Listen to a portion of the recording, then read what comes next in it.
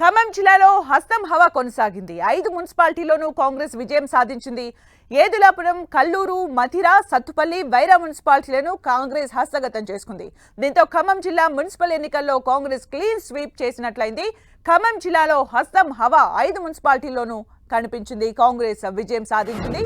ఏదులాపురం, కల్లూరు, మధిర, సత్తుపల్లి, వైరా 5 మున్సిపాలిటీలను హస్తగతం చేసుకుంది.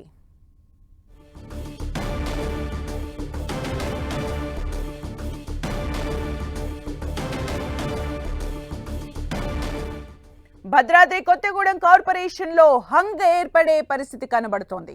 60 డివిజన్స్ లో 53 డివిజన్లకు ఫలితాలు వెల్లడయ్యాయి. 53 డివిజన్లలో సిపిఐకి 22, కాంగ్రెస్ కు 22 డివిజన్లు దక్కాయి. బీఆర్ఎస్ 6, బీజేపీ 1, సిపిఎం 1 డివిజన్లో గెలుపొందాయి. ఇంకా మరో 7 డివిజన్లలో ఉత్కంఠ నెలకొంది. అక్కడ ఇంకా రిజల్ట్స్ రాలేదు. దీంతో ఉత్కంఠ నెలకొంది.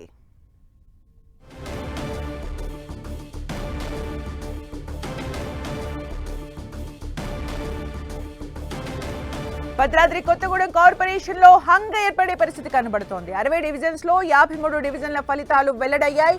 53 డివిజన్లలో సిపిఐకి 22, కాంగ్రెస్ కు 22 డివిజన్లు దక్కాయి. బీఆర్ఎస్ కు 6, బీజేపీకి 1, సిపిఎం కి 1 డివిజన్ గెలుపొందాయి. ఇంకా వెల్లడి కాని మరో 7 డివిజన్స్ తో ఉత్కంఠ నెలకొంది.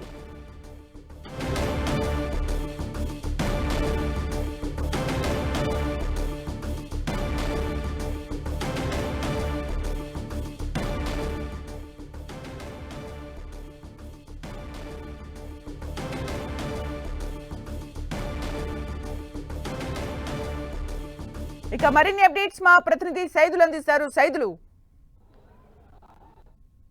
కాంగ్రెస్ పార్టీ క్లీన్ స్వీప్ చేస్తున్నారు కూడా చెప్పవచ్చు. మొత్తం 7 మున్సిపాలిటీలకు సంబంధించి కూడా అటు డిప్యూటీ సీఎం మల్లు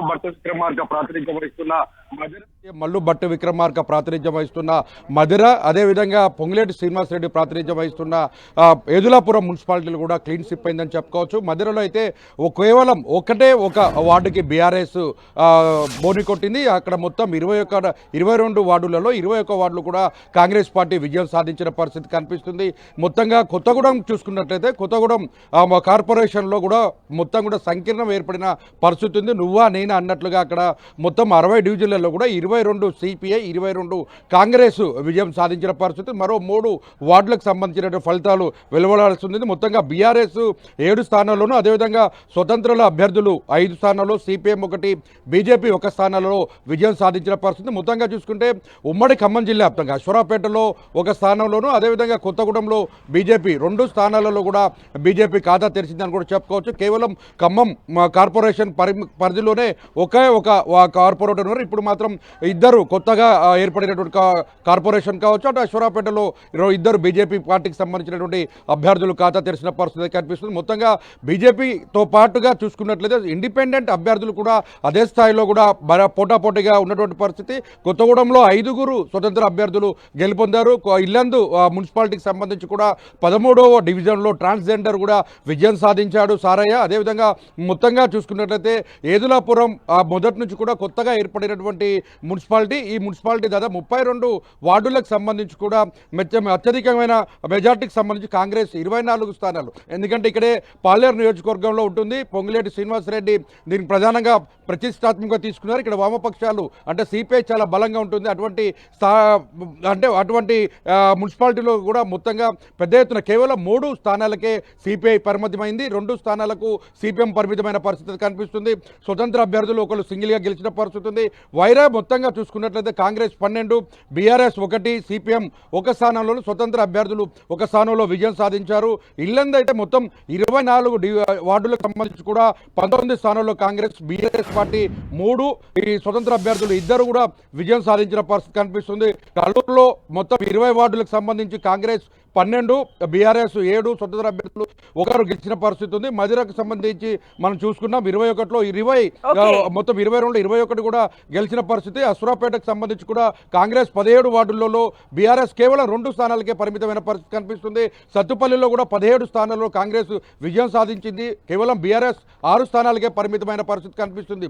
ఓవరాల్గా బీఆర్ఎస్ పార్టీ మొదటి నుంచి కూడా వైరాలో పాగా వహిస్తుందని భావించారు. అత్యధికంగా పోటీ ఇస్తుందని కూడా అనుకున్నప్పటికీ కూడా ఆ స్థాయిలో ఆశించిన స్థాయిలో విజయాలు అయితే అందుకోలేని పరిస్థితి కనిపిస్తుంది. కొత్తగూడెం మాత్రం నువ్వా నేనట్టు మొత్తంగా ఫలితాలు వస్తున్న పరిస్థితి. అయితే మొదటి నుంచి కూడా కాంగ్రెస్ సిపిఐకి సంబంధించినటువంటి పొత్తు స్థానిక సంస్థల ఎన్నికల్లో కొనసాగింది.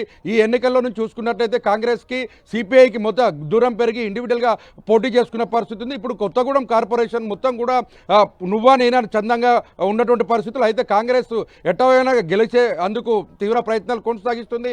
ఇప్పటికే కాంగ్రెస్ పార్టీకి సంబంధించినటువంటి అభ్యర్థులు ఎవరైతే గెలిచినటువంటి వారు ఉన్నారో వారందరూ కూడా క్యాంపుకు తరలించాలని, అదేవిధంగా స్వతంత్ర అభ్యర్థులతో కూడా మాట్లాడి మున్సిపల్ కార్పొరేషన్ మేయర్ని డిప్యూటీ మేయర్కి కాంగ్రెస్ ఖాతాలో వేసుకునేందుకు ఇప్పటికే ప్రయత్నాలు ముమ్మరం చేస్తున్న పరిస్థితి అయితే కనిపిస్తుంది. ఓవరాల్గా చూసుకున్నట్లయితే సిపిఐ శిబిరంలో నుంచి కూడా కొంతమందిని కాంగ్రెస్ వాళ్ళు మాట్లాడుతున్నటువంటి పరిస్థితిగా మనకు అందుతున్న సమాచారం అయితే ఉంది. ఓవరాల్గా కొత్తగూడెం మొత్తం కార్పొరేషన్తో పాటు మున్సిపాలిటీలు 7 మున్సిపాలిటీలు కూడా కాంగ్రెస్ విజయం సాధించే దిశగా మొత్తం ప్రయత్నం చేసింది. అదే విధంగా ఫలితాలు అద్భుతమైన ఫలితాలు సాధించినందుకు ఇప్పటికే డిప్యూటీ సీఎం మల్లుభట్టి విక్రమార్క అభినందనలు కూడా తెలిపిన పరిస్థితి. రెవెన్యూ శాఖ మంత్రి తుమ్మల నాగేశ్వరరావు కూడా పూర్తిగా పొంగులేటి అందరూ ఓటర్లకు అభినందనలు తెలిపి గెలిచిన అభ్యర్థులకు శుభాకాంక్షలు తెలియజేసిన పరిస్థితి కనిపిస్తుంది. మొత్తం సంబరాలు అంబరాలను అంటుతున్న పరిస్థితి, భారీ ఎత్తున డీజేలు కుంకుమ చల్లుకుంటూ కూడా ఓరెత్తుతున్న పరిస్థితి కనిపిస్తుంది. Thank you Saidulu for the updates.